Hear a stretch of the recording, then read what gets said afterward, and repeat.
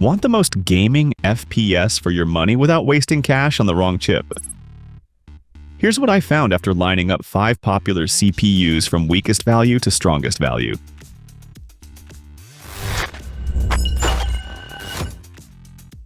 In last place for FPS per dollar, this one is the strange case in the list. It is the fastest pure gaming chip here in raw frame rates, but once price enters the picture, it drops to the bottom on value. What makes it special is the huge cache. In games, that extra cache acts like a shortcut, and that is why this chip can beat or match almost everything else here in straight-up gaming. If you only care about the highest possible frame rates, this one still looks very tempting. But there is a problem. It costs a lot more than the rest, and that hurts its value hard. So while it wins in raw speed, it loses badly in cost efficiency against cheaper options like the newer 6-core parts and even Intel's mid-range picks. This might work for you if you are building a premium gaming PC and you care more about top-end performance than price. And before we move on, links to all products from this review at the best price are in the description under the video.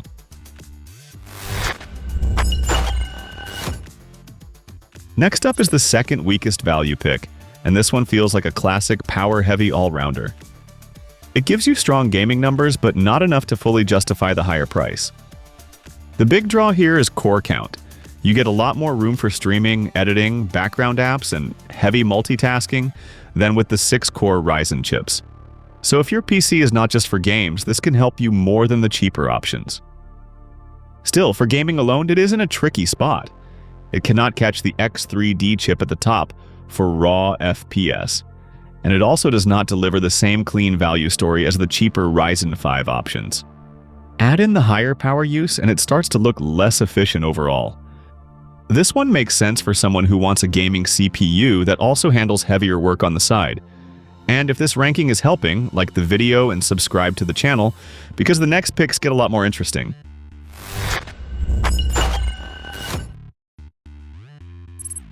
Now we get into the middle of the ranking, where value starts to look much better.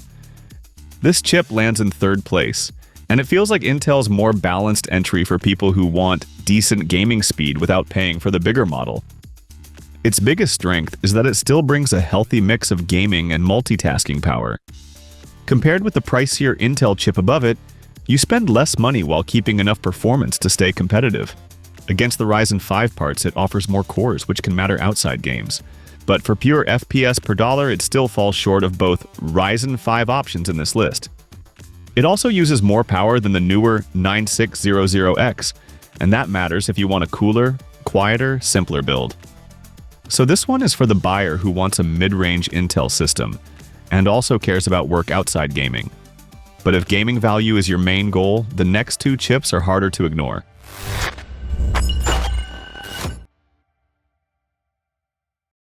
In 2nd place, this chip is one of those parts that keeps hanging around because it still makes sense. It is older, yes, but it delivers very solid gaming value for the money. What I like here is how simple the pitch is. You get strong gaming performance, an AM5 platform, and a price that usually stays friendly. Compared with the Intel mid-range options above it, this one is easier to recommend when your main goal is gaming and not heavy multitasking. The downside is that it is not as efficient as the newer 9600X, and it also trails the top gaming chips in raw frame rates. So yes, it is a good deal, but it is not the cleanest deal in the group anymore. This might work for you if you want to save money and still get a fast gaming PC on AM5. And that brings us to the value winner.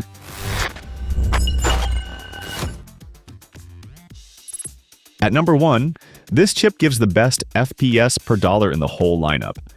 It does not top the charts in raw speed, but when price, performance, and power all come together, this is the most complete value pick here. Here's why it matters. It is faster in games than the 7600X, it uses a lot less power, and it stays far more affordable than the premium X3D option.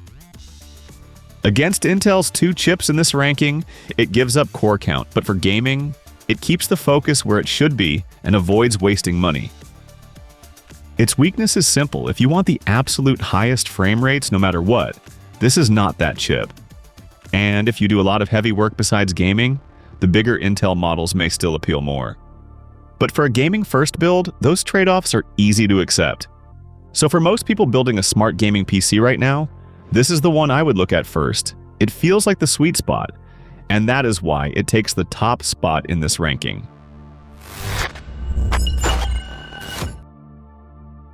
Check the links in the description under the video to see the top products and current prices. And if this helped you narrow it down, like the video, subscribe to the channel, and I'll see you in the next one.